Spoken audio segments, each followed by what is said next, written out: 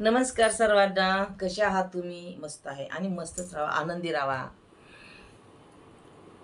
एक माझी मैत्रीण, आम्ही मैत्रीण मॉलमध्ये गेलो फिरायला. मॉलमध्ये फिरायला गेल्यानंतर तिथलं एक दृश्य पाहिलं आम्ही. तिचे डोळे भरून आले. तर तुम्हाला सांगताय का? स्वागत आहे तुमचं माझ्या चॅनलमध्ये. मी अनिता उमाटे बोलते. जर तुम्ही नवीन असाल तर माझ्या चॅनलला नक्की सबस्क्राईब करा, लाईक करा आणि संपूर्ण व्हिडिओ पहा. तुमच्यासाठी खूप महत्त्वाचं असते. काय काय व्हिडिओ पाहत जावा तुम्ही. आम्ही आणि माझी मैत्रीण मॉलमध्ये गेलो फिरायला. म्हणजे 4-5 जण होतो आम्ही. गेलो फिरायला. चला म्हणलं आपण काहीतरी हे करू म्हणलं, खरेदी करू आणि जर चांगली चांगली शॉपिंग करू म्हणलं. आपल्यासोबत आपले नवरे, मुलगा, सून असं की आपल्याला करता येत नाही नीट. कारण त्यांनी एक सांगतात, आपण एक सांगतो. काय घ्यायचं तेच समजत नाही. आपली आवड थोडी वेगळी असते. आताची तरुण पिढीची आवड वेगळी आहे. बरोबर आहे का नाही? म्हणून आम्ही गेलो होतो. तुम्हाला सांगते, तिथे गेल्यानंतर त्यातलीच एक माझी मैत्रीण होती आणि तिची मुलगी. तिच्या मुलीचं लग्न पण झालेलं होतं बरं का. ऐका तुम्ही, लग्न झालेलं होतं. ती पटकन थांबली असं एकच आहे. म्हणजे काय झालं ग, थांब थांब म्हणली. तर तिची मुलगी तिचा नवरा सोडून दुसऱ्याच एका मुलाबरोबर होती. म्हणजे अजून तिचं लग्न होणं काहीतरी 3-4 वर्ष झाले असतील आणि तिला 2 वर्षाचा मुलगा पण होता. आणि बाहेर जाते म्हणून सांगितले काहीतरी कामासाठी वाटतं सासरी. कारण ती सासरी होती, माहेरी नव्हती. पण ती दिसली त्या मॉलमध्ये. शहरामध्ये एकाच होते, पण ते वेगळ्या वेगळ्या ठिकाणी राहत होते. पण योगायोग आम्ही तिथं गेलो आणि ही दिसली तिथं. थांबली ती. थांबल्यानंतर ती म्हणली, "हा तर माझा जावई नाही बाई, कोण आहे?" म्हणली. "हा काय माहित नाही" म्हणली मला. मुलीची परिस्थिती पण मध्यमवर्गीयच होती. मग थोड्या वेळ गेल्यानंतर ती खरेदी-बिरेदी खूप केली. कपडे वगैरे काय काय घेतले. शॉपिंग वगैरे झाली. मग जे तिच्यासोबत होता मुलगा, त्यांनी पैसे पेड वगैरे केले आणि गेली मग घरी.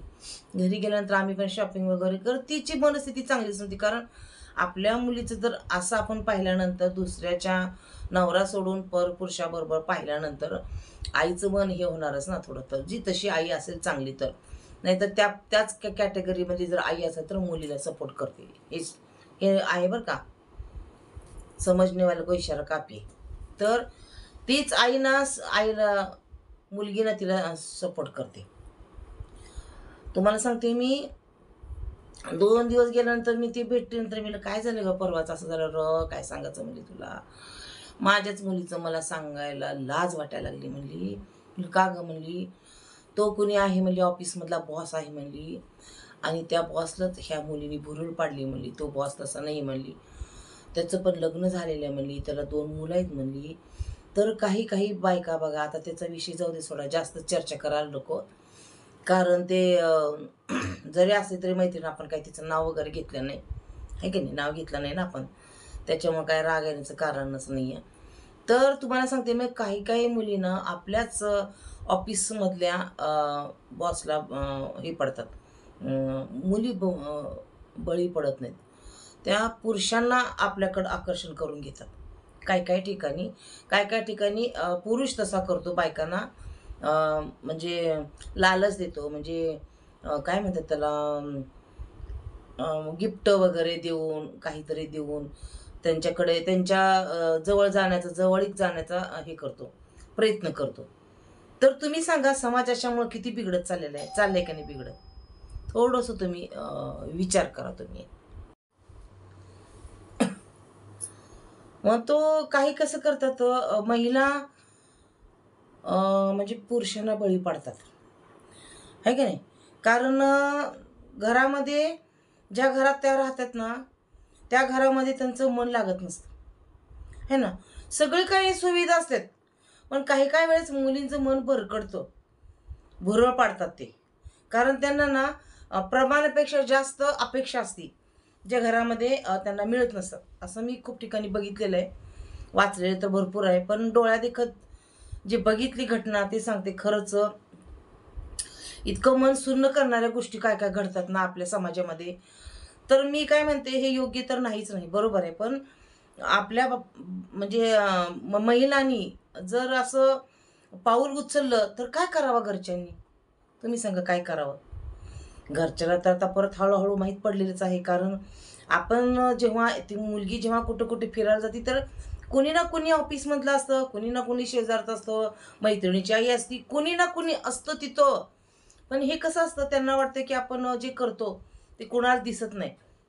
जेव्हा मांजर दूध पितं तेव्हा डोळे मिटवून पितं. मांजराला काय वाटतं की आपल्याला कोण बघतंय, कोण बघत नाही, ते शांतपणाने दूध पित असतं. पण ते पोटाचं अन्न म्हणजे पोट भरण्यासाठी ते मांजर दूध पित असते. आणि ह्या काय करतात स्त्रिया, की आपल्या अपेक्षा भागवण्यासाठी, म्हणजे आपल्या अपेक्षा खूप असतात.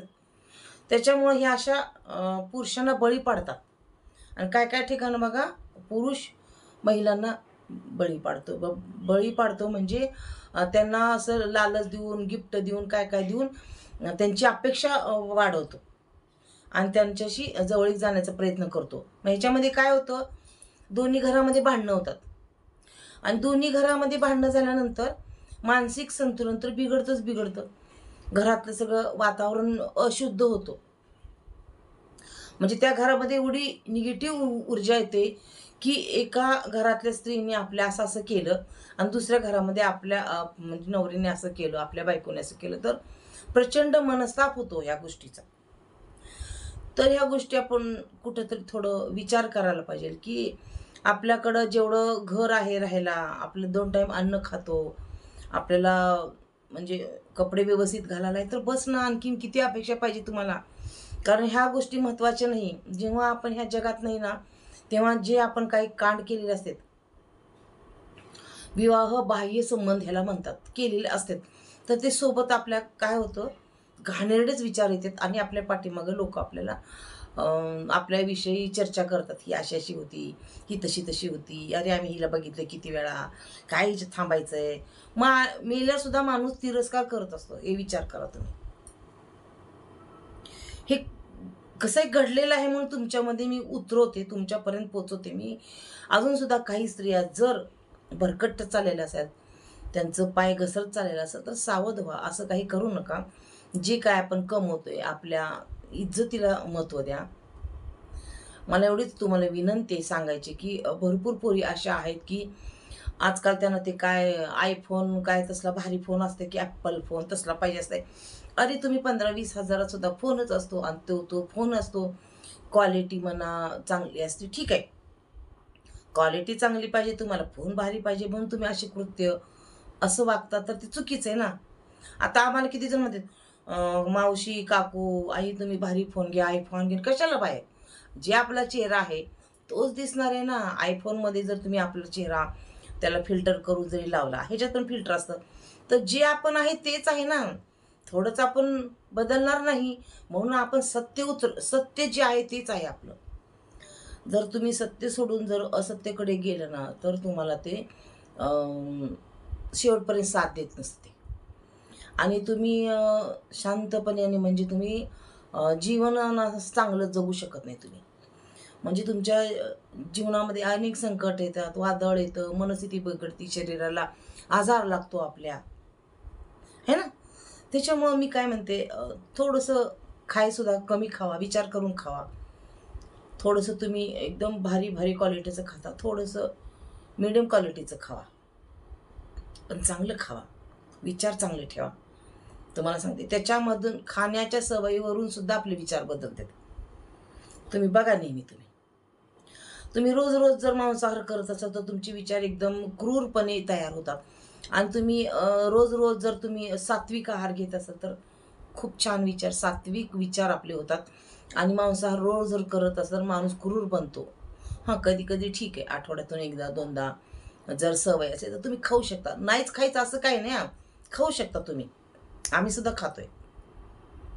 मग काय होतं त्याच्यामधून, मग आपले विचार सुद्धा बदलतात आणि आपण चांगलं वागतो.